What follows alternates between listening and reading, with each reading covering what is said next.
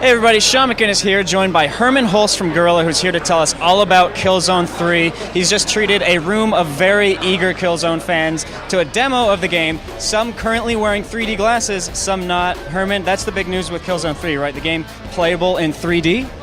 I think that's a great addition to the Killzone experience. It's we've always been a franchise that tried to create the biggest sense of immersion possible. We tried to do that by creating very believable worlds, full of effects, great animations in it, etc. 3D is an extra layer on top of that that really helps it a lot.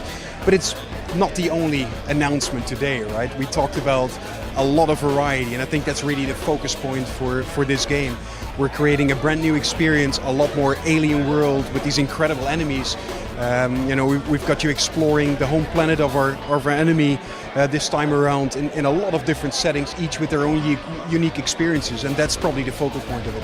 Killzone 2 was such a technical marvel when it came out last year. I don't imagine that following that up would be an easy feat, but yet you guys are still trying to improve it, make it bigger, make it better. What are some examples of the way that you're really trying to expand the scope of Killzone 3?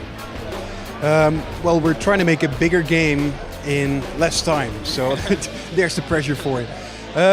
I think we're using what was great in Killzone 2, and let's say the lean and peak system, the hit responses from the enemies, some of these things, and improving them a lot. And on top of that, we're creating a wide variety of new experiences. New enemies, bigger enemies, a lot of vehicles in there as well that I can't really say too many details about right now. There's 3D, so it's a massively ambitious game. That also actually goes for multiplayer that we'll be talking about later too.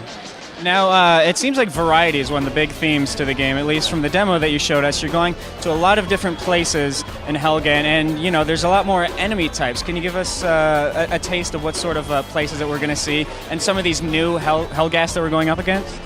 So, in the game, in terms of the environments, you're going to be going through the nuclear wastelands. There's going to be very alien-looking jungle, very terrifying.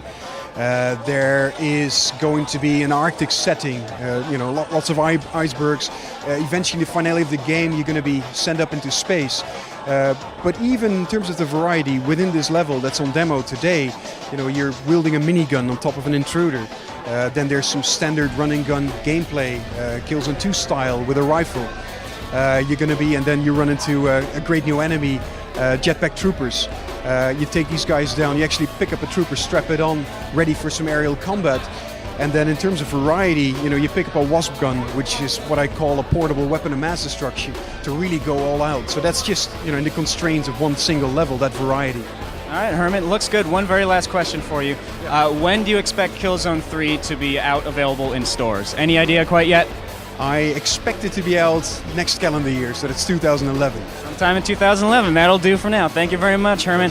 That'll do for your look at Killzone 3. Stay tuned for more coverage leading up to 2011.